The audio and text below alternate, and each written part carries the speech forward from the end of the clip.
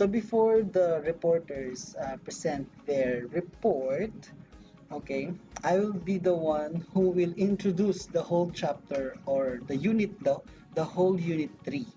Okay, so this unit 3 is the very highlight or the main topic of the course risk management as applied to um, to safety, security, and sanitation. So tapos na tayo sa pag-identify ng risk, sa on how we will protect and keep safe the workplace, the security, and all. Now, as the future hotelier, restaurateur, and arm of the hospitality industry, you also have to know the risk management as applied to food safety and sanitation. Okay, so nung mga nakaraang years, when I am discussing this risk management as applied to safety, security, and sanitation, I always start with the sanitation. And then here comes 2022, and I found a reference for this topic. And for that reference, nauna ang safety and security. So, okay lang din naman. So, but mostly, ang ating pag-aaralan ay more of the food safety and sanitation. So in 2019, the World Health Organization, or WHO, emphasized that safety, food supplies support national economies, trade, and tourism. That's why it's very important for us to study the food safety and sanitation. It contributes to food and nutrition security and underpins sustainable development. So the world population growth coupled with urbanization, changes in consumer habits, so the consumer on their purchasing power, and yung consumer habits, the ability of the consumer to purchase their food, okay, including travel and climate change. So this caused the dynamic intensification and industrialization of agriculture and animal production to meet increasingly demand of food, creates both opportunities and challenges for food safety.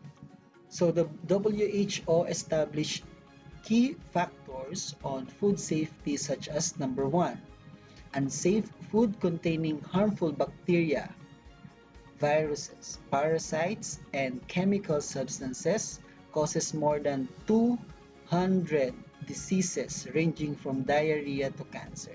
So dito, sa mga susunod nating topics guys, pag-aaralan natin ang iba't ibang klase, different types of bacteria, viruses, and parasites, and even the chemical substances that causes diseases to human body. Simple as diarrhea, going to headache, stomach cramps, and other symptoms, up to cancer.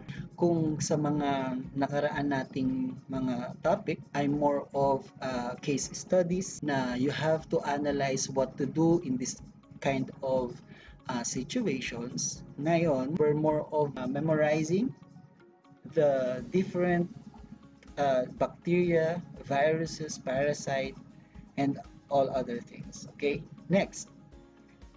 There is an estimated 600 million, almost 1 in 10 people in the world fall ill after eating contaminated food, and 420,000 die every year. Okay, imagine that. Isa sa bawat 10 tao, okay, ay nagkakaroon ng sakit sa pagkain ng mga contaminated food. Okay, imagine that. That this is for the entire world. Okay, isa sa bawat 10 tao ay nagkakaroon ng sakit sa pagkain ng kontaminadong pagkain. So that is how important, okay, food safety and sanitation to us as hospitality industry professionals. And also, this result to 33 million healthy life years. This will be the disability adjusted life years or the life expectancy of the human. Children under 5 years old of age carrying 40% of the foodborne disease burden with 125,000 deaths every year. And also,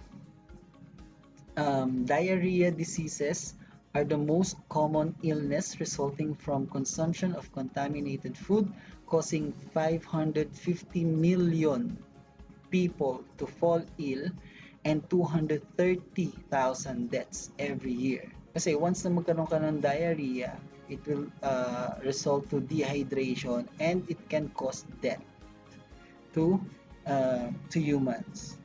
Okay? Next, food safety, nutrition, and food security are inextricably linked. Ibig sabihin po, yung food safety na tinatawag, food nutrition, and food security ay linked to each other. So, kailangan po na yung food na ibinibigay natin, sinaserve natin sa ating mga customers are safe. Also, the nutritional factor or nutritional facts of this food and the food security. Unsafe food creates a vicious cycle of disease and malnutrition, particularly affecting infants, yung mga sanggol, young children, yan, yung mga toddlers natin, elderly, the old people, yung mga senior citizen natin, and the sick. So these four, tandaan nyo yan, these four categories are the highly susceptible population. Number 1, infants. Number 2 are the elderly people.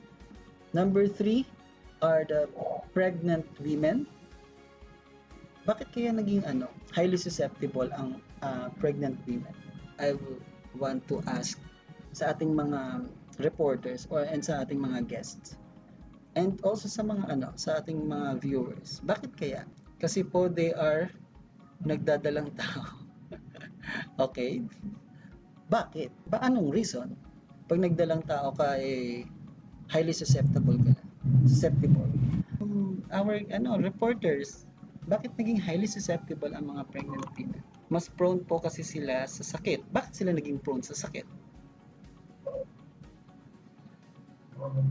What do you think? Kasi po may inaiingatan pong bata, Char. Ganito ang explanation dyan. Since pregnant women, tama yon kasi nga meron silang dinadalang bata sa kanilang tiyan. Okay? Nagiging prone sila sa sakit or nagiging vulnerable sila kasi bumababa yung immune system nila o yung protection nila against this bacteria, viruses, parasite. Kasi nga, dalawa na silang kumukuha ng nutrients. Not unlike sa mga lalaki or sa mga hindi buntis na babae. Yung nutrients and immune system nila is para sa kanila lang. And so, since pregnant ang isang babae, so dalawa na sila na kumukuha ng nutrients from the usual food na kinakain ng isang babae. And so that the immune system, nutrients, lahat yon ay nadi-divide into two. So that it becomes vulnerable for pregnant women to fight against these types of diseases. Alright? Next, foodborne diseases impede socioeconomic development by straining healthcare systems and harming national economies, tourism, and trade. So imagine that if all our workers, okay, including me, are sick because of these foodborne diseases, how can our economy, tourism, okay, jobs can survive? Like for example, this pandemic, diba? Or although that is not a type of disease of foodborne diseases, but it affects greatly our economy. Next, food supply chain now cross multiply national borders. Good collaboration between governments, producers, and consumers helps ensure food safety.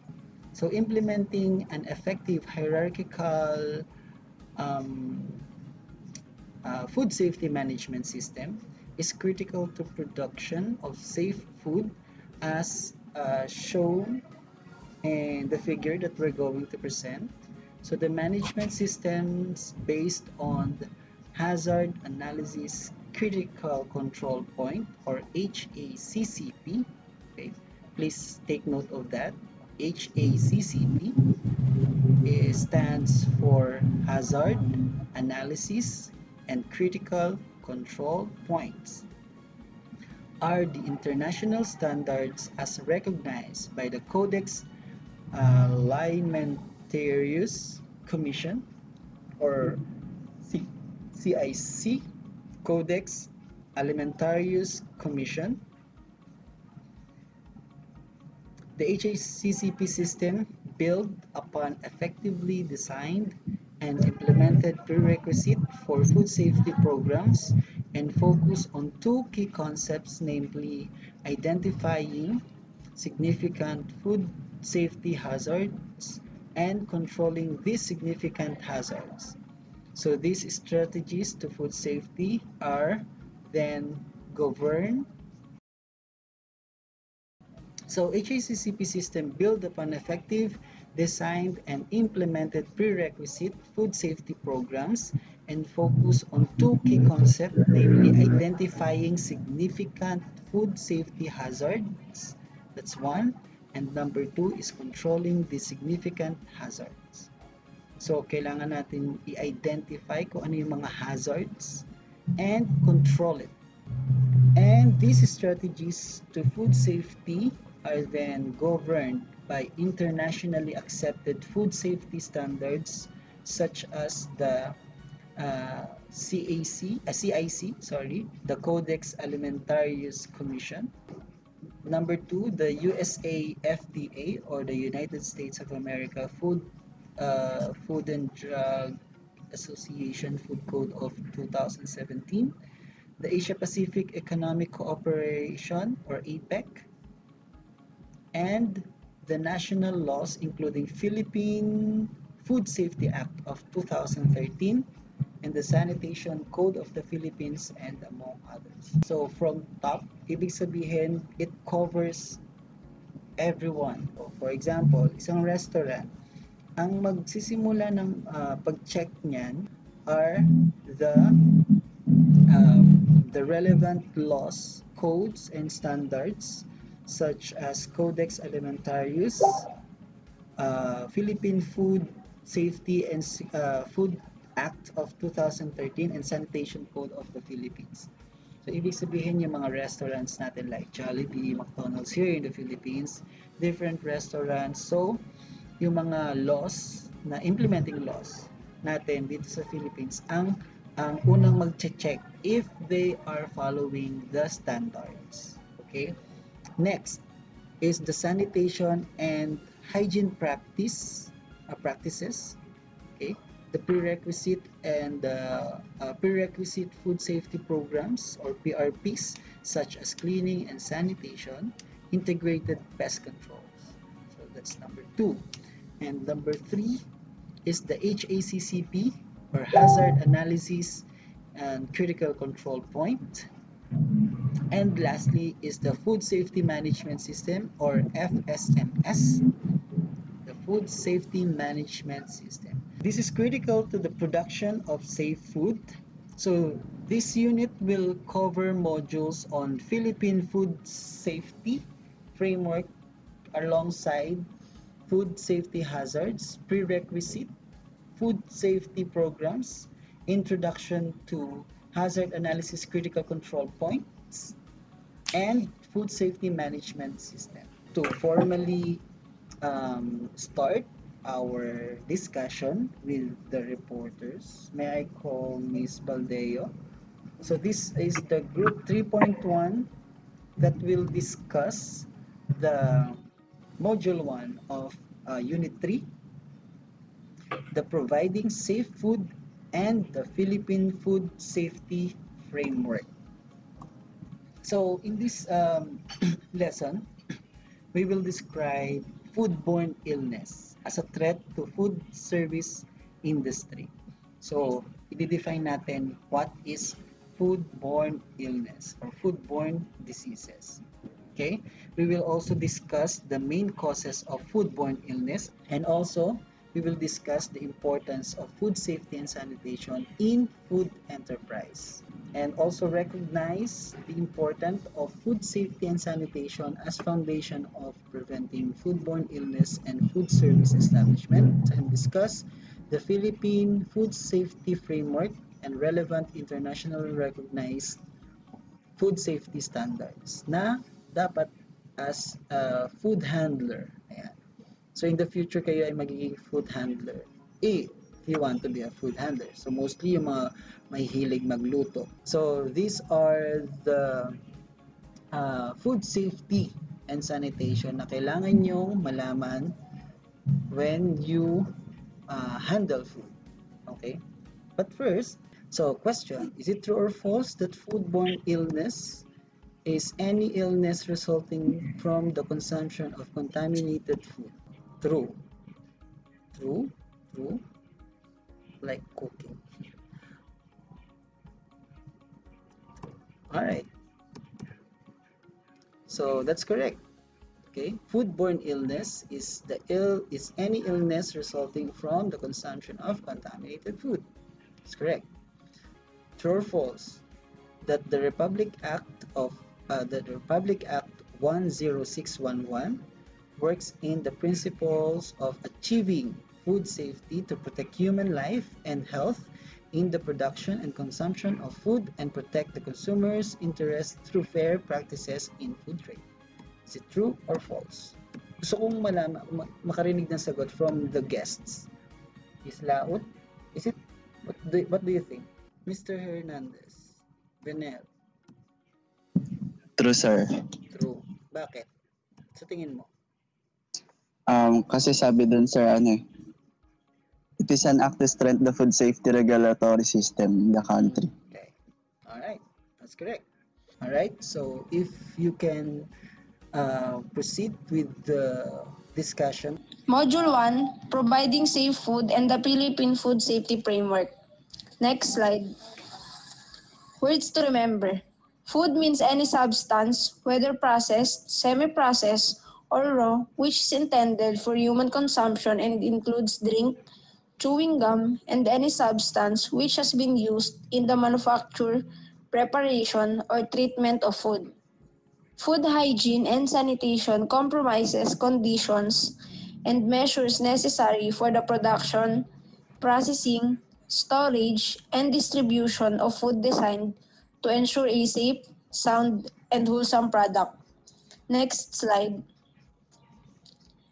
Foodborne illness as a threat to food service industry. Philippine foodborne disease outbreaks 2005 to 2018 as complied by Asanza et al. 2018 detailing 209 reported. Philippine foodborne disease outbreaks for the period January 2005 to June 2018. So ano nga ba ang foodborne illness? Ito po yung sakit na makukuha mo through contaminated food or drinks. Knowing what can cause foodborne illness is the first step in preventing it. Meron tayong iba't ibang factor na nagkakos ng foodborne illness. Isa na dito ay ang mga poor personal hygiene. Dito, kadalasan nakukuha ang sakit dahil sa maruming hygiene. Siyempre, dapat lagi tayong malinis, especially sa ating mga katawan, dahil nasa food service industry tayo na mga pagkain ang siniserve natin. So, dapat makikita rin mismo sa sarili natin yung kalinisan. Next is time temperature abuse. Ito po yung pinaka-common source ng foodborne illness dahil sa pagkain mismo ito nakukuha. Time abuse is nagre-refer siya sa mga bacteria na nag-grow sa foods katulad na lamang ng mga meats, fish, pork, poultry na naiwan sa 41 to 135 degree Fahrenheit room temperature. Next is cross-contamination. Nangyayari naman po ito kapag yung bacteria ay na-transfer from one another object to another. For example po is, nagsama yung raw food and cooked food. So yung bacteria po na galing sa raw food is maaaring matransfer sa cooked food. So dapat po is may proper place o lalagyan yung raw and cooked food. Pwede rin pong magkaroon ng color coding sa mga lalagyan. Like for example, red sa raw meat, blue sa raw fish, yellow sa cooked food, brown sa vegetables, and many more. So, common symptoms of foodborne illness Baldeo, or pause diseases muna ako. are nausea, vomiting, stomach cramps, abdominal cramps. Okay, sige, discuss natin yung factors that affects the foodborne illness or causes the foodborne illness. One is, tama siya, poor personal hygiene. Katulad ng sinabi ko sa inyo. Yung tipong hindi kayo maghuhugas ng kamay before you handle food. Example, from our viewers, give an example of poor personal hygiene. Okay, sige. Mr. Hernandez. Long and dirty nails po. Okay, yan. Yan, yung mga kuko natin. Meron ka na Ano na-research? po? Ano? Di po. Yung avoid yung pagta-touch po ng mga parts po ng body natin. Like po sa mga po. Okay, for example, nangati yung ilong mo. Yan po. Parang naghihiwa ka ng karne. Tapos nangati yung ilong mo, kinamot mo. Tapos, okay, hindi na makati. Oh. Hiwa ka noon. Yan, that's poor personal hygiene. Okay? So, may mga... Ako pa, sir. Sige. Before we read the answer of your classmates. Yes, Miss Loud. Bad breath, sir. Bad breath kasi hindi nag-toothbrush. Oh, that's correct. Okay. Sir, ako po. Yes, Miss Baldeo. Yung sa hair po, kailangan po ng hairnet para hindi po mahalo sa pagkain. That's correct. Okay. That's also a poor personal hygiene. Okay. Okay, let's read from your classmates. Merong sabi ni Loremas, long nails. Okay. Utensils, sir, na hindi malinis ng maayos. Okay, that's for the utensils, but we want to talk about the personal. Ibig sabihin yung food handler itself. Body odor because, tama, Miss Benitez, because finalo up ni Mr. Dick Ocampo, di naliligo. Ayan. Yung hindi nyo paliligo. Okay, that's poor personal hygiene. Okay? Especially as Filipinos, halos araw-araw dapat tayo naliligo. Okay? Pero, actually, scientifically or when dermatologist speaks, okay, it's not necessary, but since tayo mga Filipino and we are in the tropical country, okay, so mainit, maalinsangan ng ating panahon. So, usually, araw-araw tayo naliligo and that's been part of our personal hygiene every day. Alright? Long nails, alright? Body odor kasi nga hindi naligo, pawis, sir, it's natural na pagpawisan ka, pero alam mo yon, make sure that before you go to work, okay, naligo ka, nagpalit ka ng iyong mga damit. Okay? Katulad ng sinabi ni Miss Abuliba or ni Miss Paragas na yung damit natin kailangan fresh palagi, I mean bagong laba bago tayo pumunta sa ating workplace. Okay? Not wearing hairnet, okay? Now, Mr. Penunia, when cooking, yan, number one standards yan na nahihingin sa inyo when you are entering the kitchen. Okay? Especially sa inyong mga cooking lessons. Okay? Sa culinary lessons nyo. Okay? Kailangan pag magpe-prepare kayo ng food ay dapat meron kayong suot-suot na hairnet. Alright? What else? Wounds. Yan. Also yan. Kasama din yan once you have cut skin, okay, or wounds, okay, hindi ka pwedeng maghawak ng ng food. Alright? Not wearing, jewelry on hands. Yan. Okay, yung mga singsing. Yan. Bawal din yan. Kasi, for example, may mga diamonds ang singsing mo. Tapos na-damage, tapos nahulog sa pagkain. That can cause also foodborne illness. Alright? Coughing and sneezing. Okay, the proper way of coughing and sneezing whenever you are in the food area or food preparation area. Okay, that's also one for personal hygiene. Okay, saliva din, sir. Okay, that's why kailangan meron tayong yung pansalo ng laway sa mga dati. Pero ngayon, so mostly face mask na yung gamit natin. And because of this pandemic. Handling food while ill, alright, that's also correct. So if you are sick, you are not allowed to handle food because you can contaminate the food also. Dapat maghugas ng kamay after po gumamit ng CR. Yan. Yan. Some part of our discussion, we will also discuss when. Okay? When to wash our hands when we are preparing food. Okay? Okay, bigyan na natin. So, that's one na sinabi, yung when you are touching body parts, nangati ka sa ulo, nangati ilong mo, nangati tenga mo, tapos gahawa ka ng pagkain, that's one. So, after touching your body parts, kahit saan, regardless, okay, you have to wash your hands, okay? And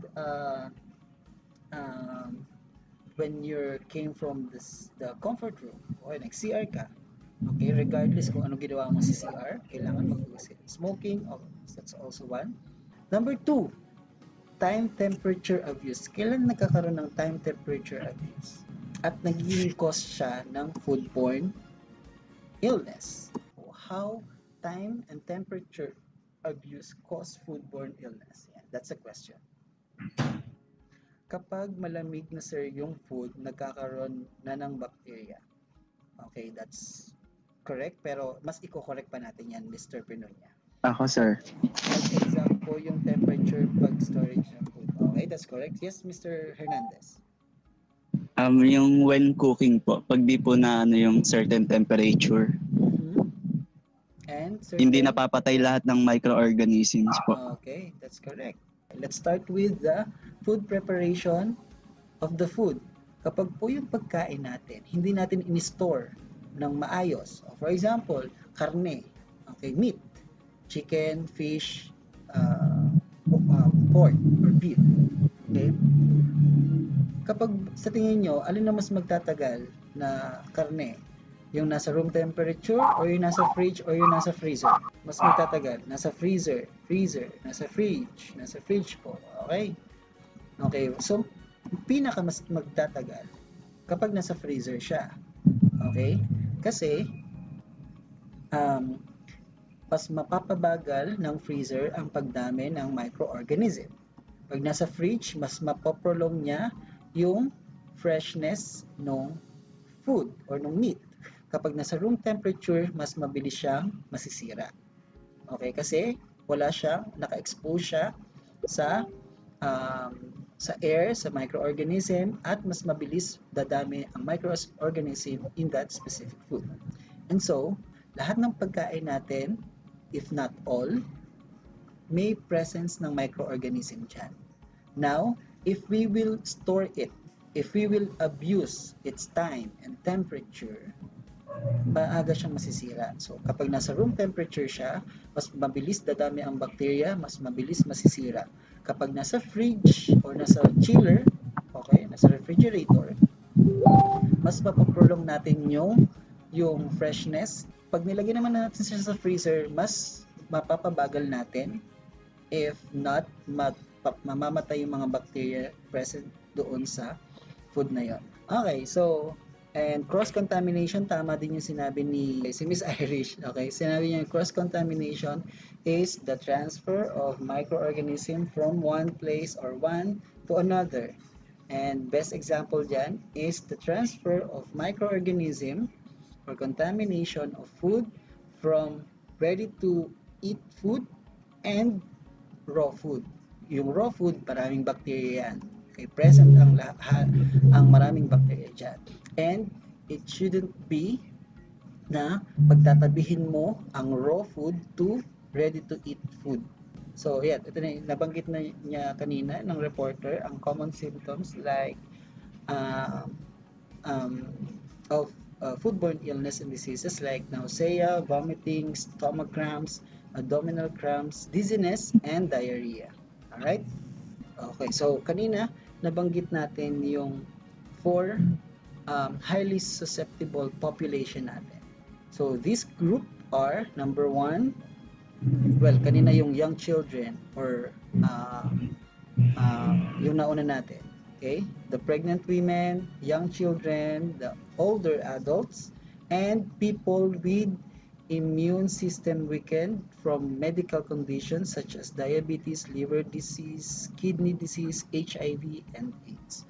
Or shortly, we can say people with impaired immune system. Yun na lang, para mas madali niyang tandaan.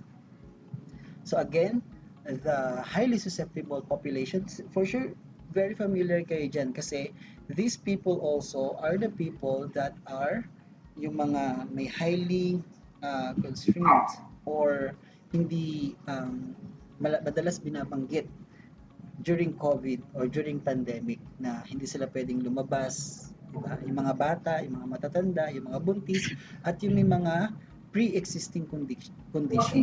Okay? So, for our topic, for the sake of our discussion, these four highly susceptible population, okay, we will call these 4 categories or groups as highly susceptible population. Number 1, pregnant women. Number 2, young children. Number 3, older adults. And number 4, people with impaired immune system. Alright? So, Ms. Baldeo, please proceed. Okay, Ms. Abule. Location. Food service eating facilities, school, canteens, restaurants, hotel. So meron siyang 24 occurrence and 4,946 cases and 31 mortalities. Next is household, single and multiple household involvement, community gathering, fiestas, birthday celebration. So 102 occurrence and 4,972 cases and 63 mortalities. And others, office, public gathering, orphanage facility, jail, and 33 occurrence, 3,673 cases. And Okay, sige. For this table, okay, pinakikita lang dito yung occurrence, cases, and mortality. So, this is more of the statistic study ng mga outbreaks dito sa ating sa Philippines. Okay? So, kinategorize nila yan sa 3 locations: food service, eating facility, household, and others. Ms. Abule? next slide po.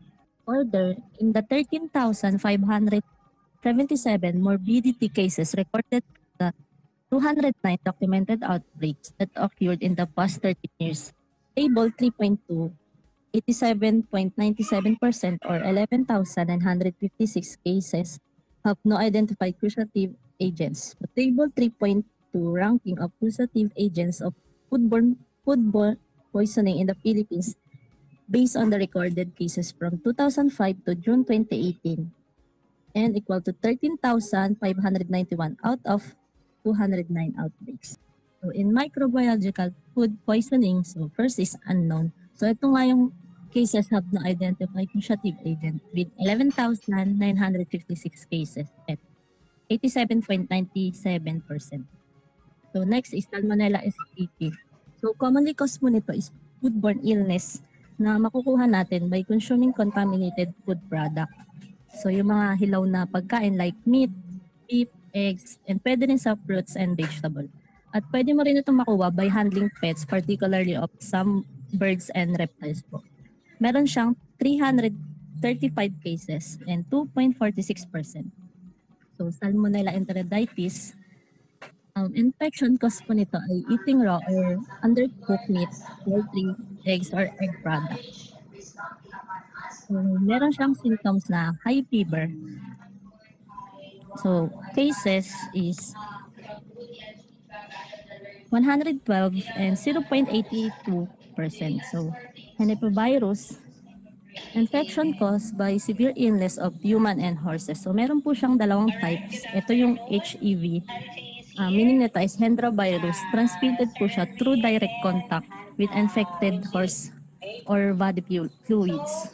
So, NIV naman is Nipah virus. Infection is a zoonotic disease that is transmitted from the natural host, fruit bats, and human either directly. So, meron naman siyang 102 cases with 0.75%. So, Entamoeba histolytica, infection caused by parasite na pumapasok sa katawan ng tao through food po. And yung infection is common po is unclean and crowded areas. So, meron naman siyang 95 cases with 0.70%. Next is Escherichia coli or short is E. coli. So the most common way to get E. coli infection is by eating contaminated food such as mga ground beef or unpasteurized milk at pwede din sa contaminated na tubig. So meron naman siyang 11 cases and 0.08%. So chemical toxin food poisoning. First is staphylococcal enterotoxin. So, staphylococcal food poisoning is an intoxication that results from the consumption of food containing sufficient amount of one or more performed enterotoxin. Include po dito yung mga meat, poultry, egg products, and milk, at yung mga bakery at dairy products. So, meron naman siyang 169 cases with 1.24%. So, next is paralytic shellfish poisoning. So, ito naman ay pinaka-common and serious form of poison. After mo makakain ng contaminated na bivalve mollusk, so ito yung may dalawang shell. Example nito is yung mga clams, oysters, and scallop. Pati na rin yung Dungeness crabs, lobster, at iba pa. So, na may containing na saxitoxin. Meron naman siyang 155 cases with 1.14%. So, carbamates, ito naman yung insecticide spray na kapag na-expose tayo or yung food is may masamang epekto sa katawan natin. Meron siyang 130 cases with 0.96%. Next is Dioscorine. It is food poisoning from yam, especially po sa ibang parte ng Africa. Meron naman siyang 95 cases with 0.70%. Tetrodotoxin, ito din naman yung poison na kadalasan makikita sa liver or sex organ of some fish like example pufferfish, globefish, and etc. Meron naman siyang 93 cases and 0.68%. So, oxalic acid is a poisonous. It is chemical known as caustic. It is contact tissue can cause the severe damage like burning or ulcer. So, meron naman siyang 47 cases with 0.35%. Next is toxalbumine carcin. So, ito yung klaseng uri ng plant na nakakalason na nagproduce ng severe cytotoxin and effect nito sa multiple organ system. So, meron siyang 41 cases and 0.30%. Next is cicotoxin. It is fish poisoning is an illness caused by eating fish that contain toxin. So, mahirap po siyang ma-identify kung contaminated ba yun ng toxin yung isda kasi hindi siya nagbabago ng appearance, taste, and so meron naman siyang 40 cases and 0.29% nitrate. So, yung nitrate is ginagamit po natin siya for fertilizer or paggawa ng bala or pampasabog na kagamitan. So, meron naman siyang 18 cases with 0.13%. So, total cases, 13,591 and 100%. Next slide po.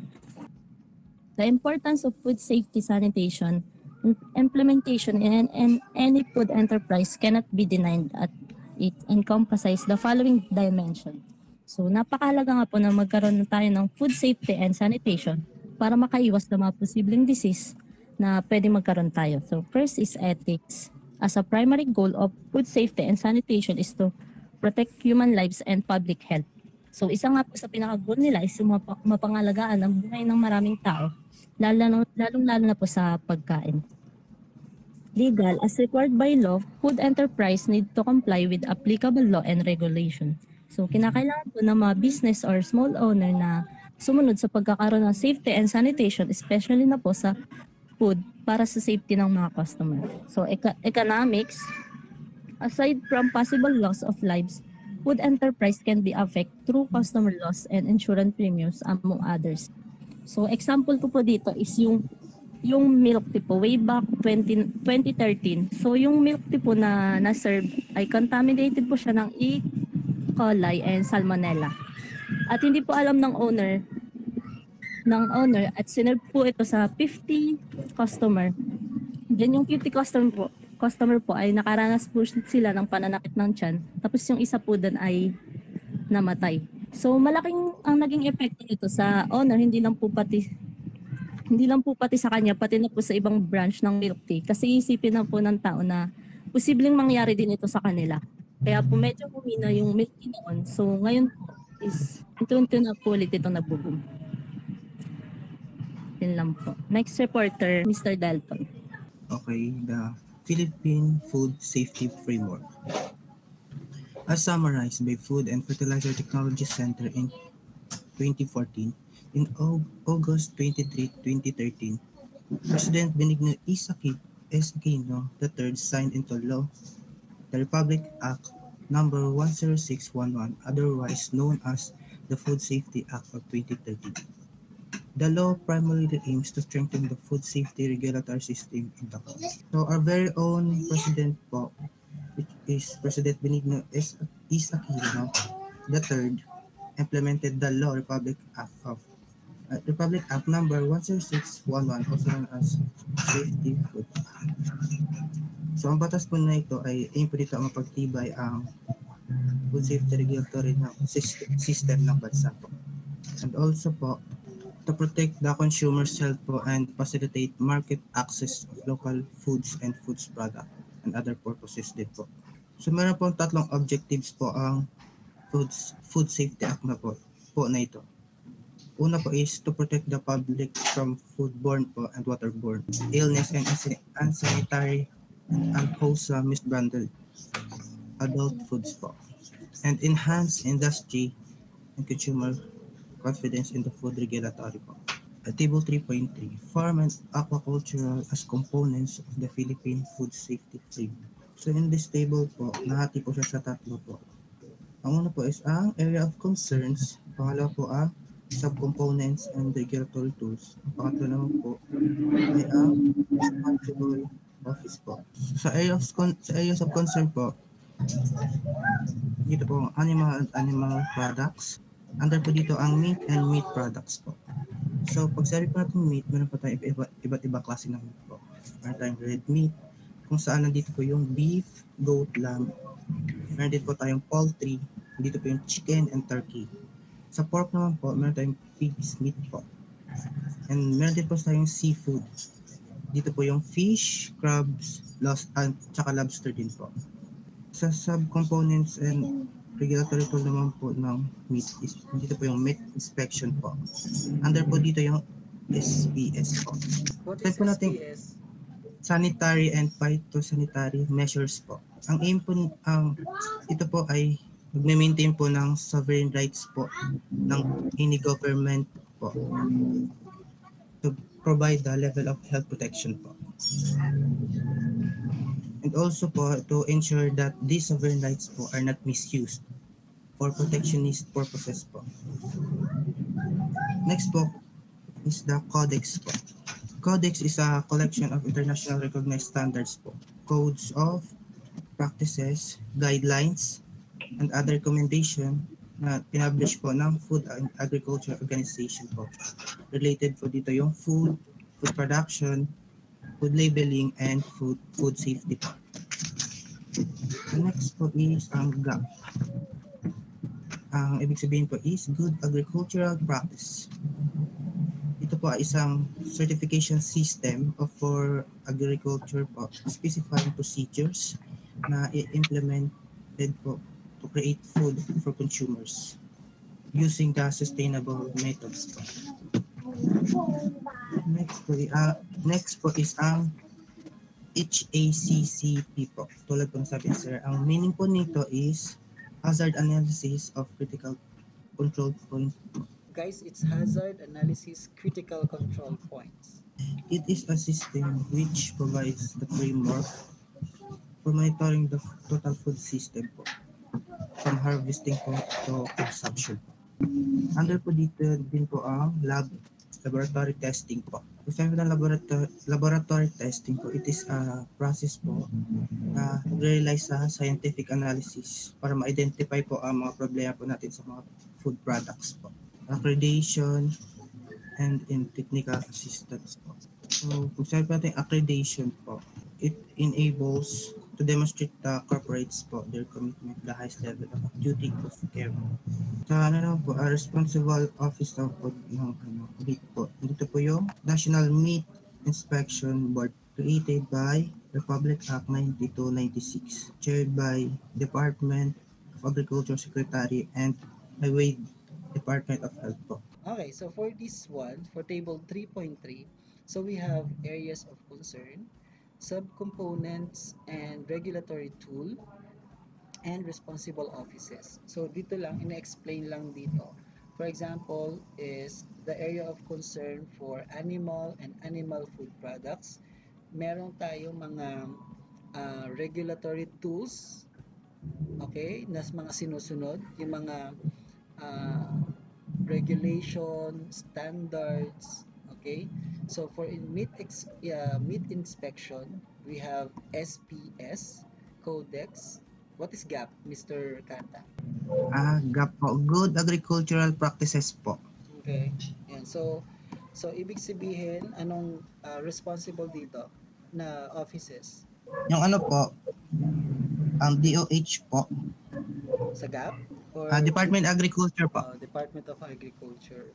And next is the HACCP or Hazard Analysis Critical Control Points. Yung table na yan. So may areas of concern, ano yung mga components and regulatory tools na ginagamit, and the responsible offices for these specific areas of concern. Okay, sige. Proceed tayo, Mr. Kanta. Thank you. Fish and fish products po. Dito po yung, under po dito yung fish and fishery products. Sa subcomponents and regulatory tool naman po, dito po yung issuance of import and export of fish, export of permit of fish and fishery products po. So dito po kailangan po natin ng permit po. So dito po ay surveillance of imported fish po. So kailangan po natin siya i-survey po. Yung mga imported fish po kasi pwede po tayong makasuhan po. Dito po, under po yung lab testing po. Sa responsible office naman po, joint forces naman po dito yung FDA po, ang DOH, ang BFAR, DA, FDC, at NFA po. Ang FDA po is ang ibig sabihin po ay sa Food and Drug Administration po. While sa DOH po ay Department of Health. Sa BFAR po is Bureau of Fishery and Aquatic Resources po. Ang DA po is Department of Agriculture, FDC po, Department Center po. Tapos NFA na po is National Food Authority po. Sila po yung Management Committee or ang MOA po. Next po is ang Plants and Plant Products po. Under po dito yung Plants and Plant Health, Grains, Milk, Coconut Products, Sugar and Sugar Products po. Ang ano naman po dito, ang subcomponent and regulatory tool po. Andito po ang JECFA po, na ang ibig sabihin po ay ang Joint FAO o Food Expert Committee and Food Additives po. Pag sinabi pong FAO po, dito po yung Food Agricultural Organization po. Ang WHO naman po, dito po yung World Health Organization po. Ito pa isang International Scientific Expert Committee po. Codex po. Ito po ang recognized standards of codes of practice, guidelines, and recommendations na pinablish po ng Food and Agricultural Organization and the GAP po. Next naman po is ang pesticide residue po. Pesticide residues naman po, ito po ay nag-refers po siya sa mga pesticides po na maaaring natira po sa food after ma-apply po sa food crops po. Under po dito yung established MRL po. Pag sinabi na po natin MRL po, ito po ang maximum residue level. Ito po ang maximum concentration po ng pesticide residue na legally permitted po in or on food commodities po in animal feeds po. Next po is ang laboratory testing, ang research po, ang pest management. So kung paano po natin i-manage po yung mga pest po. Ang responsible office naman po dito is ang DOST po. Pag sinabi po natin DOST po, ito po ang Department of Science and Technology. Dito din po ang DOH po, ang Department of Health, ang Department of Agriculture, ang DENR, ang Department of Environment and Natural Resources. Dito po yung Practicing Scientist, Biological Environment, Physics and Social Scientist po, and 2 community representatives appointed by the Office of the President. So sa una po is areas of concern po. Dito po yung food manufacturers. Under po dito yung packers and repackers po. So dito po, matatakil po natin kung okay po ba yung production po ng mga pagkain, wala po ba naging mga problema sa pagpapak po ng mga foods or mga concern regarding sa mga repackers, mga ganun po. Ang sa next po isang distributor, kung okay po ba yung mapag-distribute ng pagkain po ng mga goods po, kung na-deliver po pa ng maayos, wala po bang mga naging reject, pwede po magreklamo ang mga importers, exporter, o wholesalers po. Last po is ang outlets.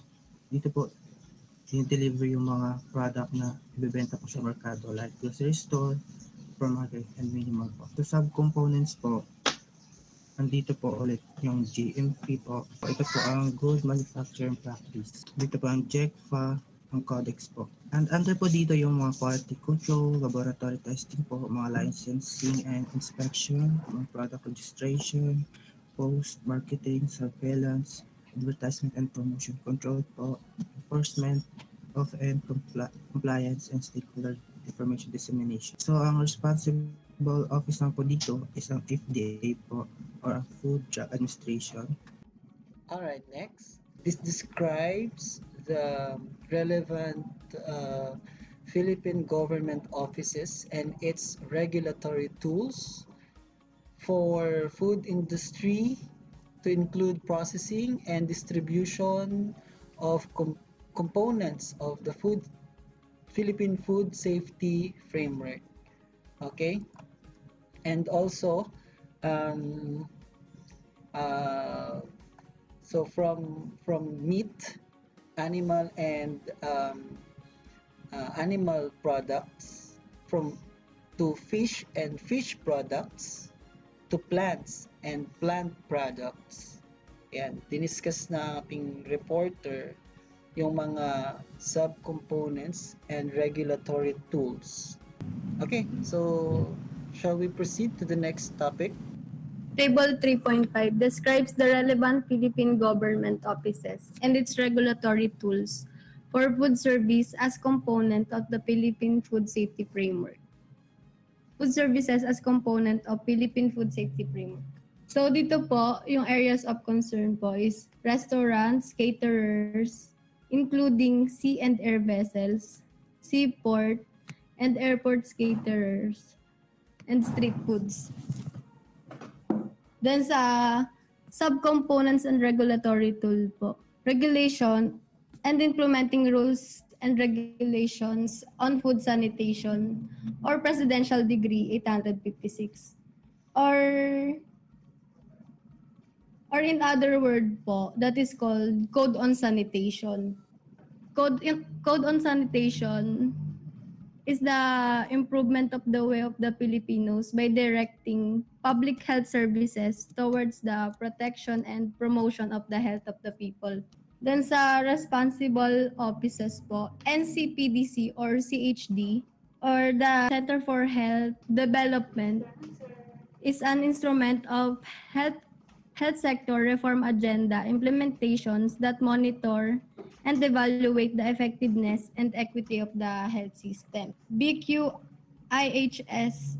and DOH. BQIHS is Bureau of Quarantine and the DOH is Department of Health. LGU means a local government unit, which is a political subdivision. Miss Baldayo, ano yung complete meaning in BQIHS? Bureau of Quarantine and International Health Surveillance. Klaro tayo dun ha. LGU, it means a local government unit, which is a political subdivision of the Republic of the Philippines at the provincial, city, or municipal, or barangay. So dito po sa table na to, it is responsible for ensuring access to basic public health services to all Filipinos through the provision of quality healthcare and regulation of providers of health goods and services. Table 3.6 services the relevant Philippine government offices and its regulatory tools for household food consumption as component of the Philippine Food Safety Framework. Dito naman po yung areas of concern niya is consumer. Yung sa subcomponents and regulatory tool naman po, yung advocacy and education in the context of child and youth mental health offers young people the opportunity to express their perspectives with the aim of shifting policy and creating systematic change. Environmental health. It is the branch of public health that focuses on the relationships between people and their environment, promotes human health and well-being, and fosters healthy and safe communities. Disease prevention. To lead, synchronize all efforts in disease prevention and control towards health, families and communities through good governance, dynamic partnership, and shared values. Next is disease surveillance and investigation. Investigating an outbreak epidemic is a set of procedures used to identify the causes responsible for the disease, the people affected, the circumstances and mode of spread of the disease, and other relevant factors involved in propagating the epidemic and to take effective actions to contain and prevent the spread of the disease. Disease management. It is the concept of reducing healthcare costs and improving quality of life for individuals with chronic conditions by preventing or minimizing the effects of the disease through integrated care. So dito naman po sa responsible offices. NCHP or the National Center on Promotion is a public health practice and resource center focusing on health promotion, wellness, and quality of life of people with disabilities. NCPDC or National Council for Prescription Drug Programs. It is to consist the consistent and accurate billing of pharmaceutical products. The National Council for Prescription Drug Program. DepEd means Department of Education. Formulates, implements, and coordinates policies, plans, programs, and projects in the areas of formal and non-formal basic education. SHNC is a key of component of the department, is designed to maintain and improve the health of school children by preventing disease, promoting health-related knowledge, attitudes, skills, and practices. BEE or Bureau of Elementary Education. Maintain trust of the Bureau of Elementary Education is to provide access, progress, and quality in elementary education.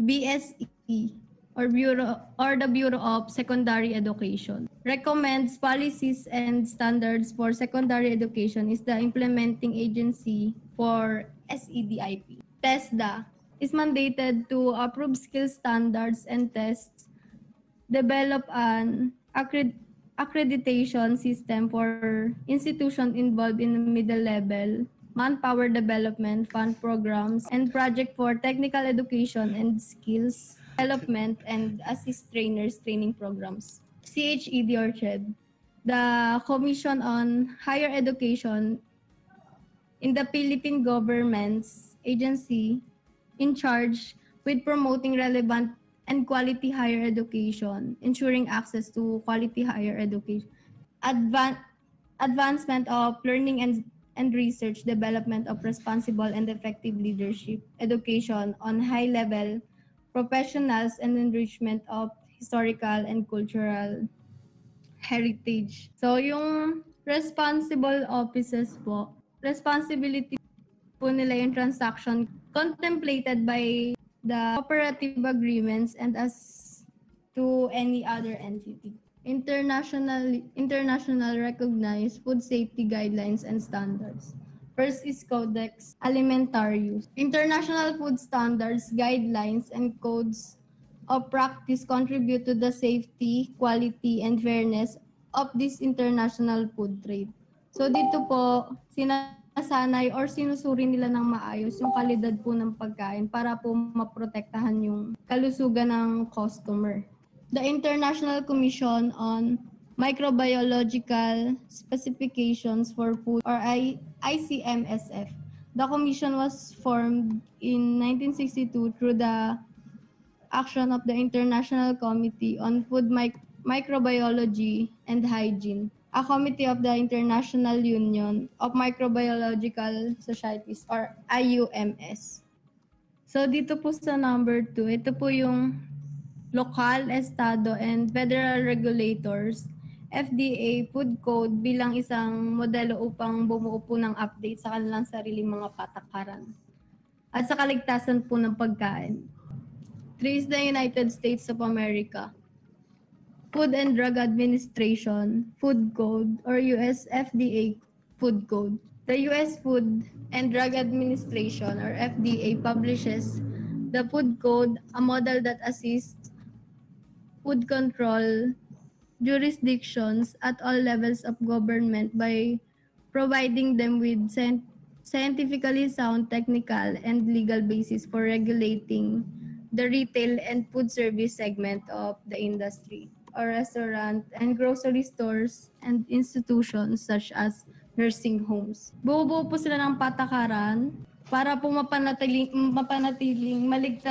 ligtas po yung pagkain. Andrea. Question for the guest po. Number 1, what are the causes of foodborne illness? Miss Paragas.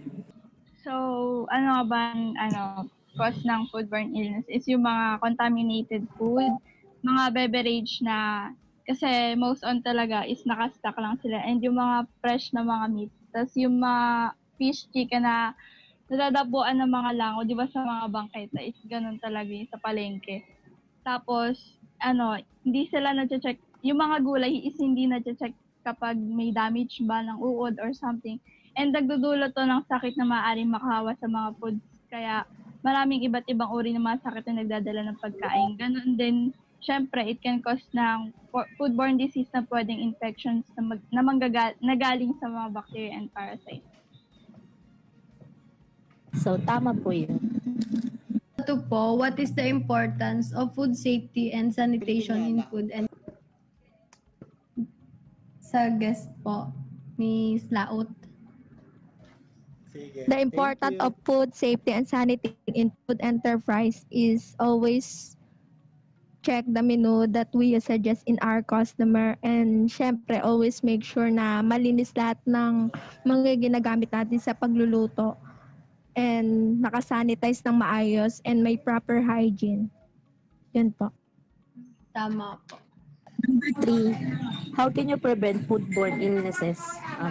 Miss Paragas po ulit. Kahit naman po, di ba, sino is they can prevent foodborne illness. Basta always make sure lang po na lagi yung mga foods na nakastock is nakiklean natin na maayos. And always check yung mga contaminated foods and beverage para maiwasan natin ang makakain ng mga expired, and in that way, maiwasan natin ng foodborne illness. Tama po yun. Sa 4 naman po, what are foodborne diseases? Mr. Ah, Peter. okay po.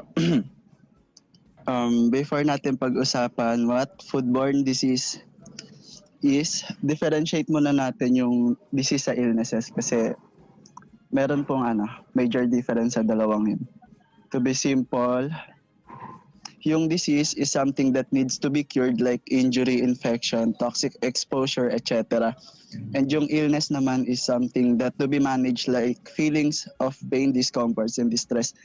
Yung illness, ito yung nararamdaman natin na na sakit ganun. Tapos, madalas po yung disease nagkakos ng illness pero may times na may disease ka pero walang illness like cardiac disease. Di ba tinatawag tong silent killer kasi pwede ka magkaroon nun without knowing it. And ito na po yung foodborne disease. Foodborne disease is caused by contamination of food and occur at any stage of the food production, delivery, and consumption chain. Yung foodborne disease daw po is tumutukoy sa uri ng sakit na nakukuha mula sa pagkain na binubuo ng mga sakit dulot ng contamination ng mga mikrobyo, parasites, and mga chemical na maaaring masama sa kalusugan. And mga symptoms nito is commonly masakit yung tiyan, nagduduwal, nagsusukat, pati pagtatal. And may iwasan daw po ito sa pamagitan ng paghugas ng kamay na maayos, tapos bawas-bawas sa pag-intake ng mga hilaw na karne. And pag hindi naagapan yung foodborne disease, maaaring maka-affect siya sa mga important organs natin like heart, liver, gano'n. Yan lang po. Thank you. Sa 5 naman po, define Philippine Food Safety Framework. Miss Laot. The Philippine Food Safety Framework is the strength of the food regulator agency as it provides guidance and order. Yun lang po. Okay po. Yun lang po, sir. Ayan, so to summarize what this topic all about, okay? So, ayan, so na mostly ang napag-usapan natin are regarding sa Food Safety Act and Food Safety Framework ng Philippines. Okay, so kung paano ba dapat ay yung mga existing rules and regulations na meron tayo dito sa Philippines. Okay, kasi iyon po yung magiging batayan natin as food handlers and food establishment owners. Okay, in the future, yan yung mga susundan natin. So from getting your permit to complying with the sanitation permit na meron pinatutupad sa ating mga LGU or local government units, yan yung mga susundin natin. Although in this lesson, hindi siya totally diniscuss, okay? Just to have binigyan lang kayo ng overview with this regulatory tools, okay? So, and the responsible offices na diniscuss naman ng mga reporters. And again, kindly study the definition of acronyms used in this lesson. Excuse me. Para may idea kayo what are these acronyms all about. Alright? And also, the internationally recognized food safety guidelines and standards, yan yung Codex Alimentarius, the ICMSF, okay, the US FDA Food Code, and among others. All right. So, if you do you have any other concerns and clarification, additional information from reporters regarding this lesson? Wala na. So, sa ating mga sir, mag-ask po ako, may question tayo from the viewers, from Miss Benitez. May risk din po ba ang pagkain ng mga sushi? Di ba raw dish din yon? O yan. O, pwede ba nating sagutin yan, reporters and guests? Ako na sasagot. Sige, ayan na, si Mr. Hernandez. O, tumabi na kayo. Diyan na si Mr. Bernard. Ano po? Siguro may risk pa din, pero siguro mababawasan lang yung risk pag hinandle siya ng maayos ng food prep. Yung So, how nagpe-prepare. can they handle it properly? Yeah, that's the question. Yung mga tools na gagamitin dapat malinis, tapos yung fish, then yung surrounding. Ba't ka Ewan ko, sir. tumatawa? Di ako sure sa sagot ko, sir. Oh, well, may point naman yung answer mo. Okay, so to answer your question, actually, I tried salmon. Well, actually, it's not sushi. Na I think yung tinatanong mo na raw fish, it's not sushi. Okay? Ano yung sushi? Yung sushi yung may kanin. Yung niro-roll. Okay? Yun yung sushi na merong pwede ring salmon or tuna na stuffing at iba pa like yung may cucumber so many flavors. Maybe you're pertaining to sashimi. Okay, magkaiba po yun. Magkaiba yung sashimi at saka yung sushi. Sushi is the rolled Chinese food na may sticky rice, and yung sashimi is the raw salmon, or they call it salmon sashimi or tuna sashimi. Okay? It's additional information for you. Oh, so I think yun yung pinapertain mo dito sa ano na to, no? Sa question mo. Well, the answer is yes, may risk yun. Sashimi po. Ayun. Yeah. So, yes, may risk pa. However, tama din yung sabi ni Mr. Colin at the right food process. Okay, question. I also tried eating raw fish, fresh, kailangan fresh from the sea. Okay? So, kailangan yung process na, for example, pagkahuli sa isda, okay, kukunin yung laman, kakainin. In that sense, safe yung ano, basta malinis yung gagamitin mong knife. Okay? Basta malinis. Okay? How about those sashimi that came from the market? The question is, the answer is yes, pwede, and yes, may risk din siya. Okay, the next question is, yung from galing sa market or galing sa mga grocery stores na sashimi, saan nagkakaroon ng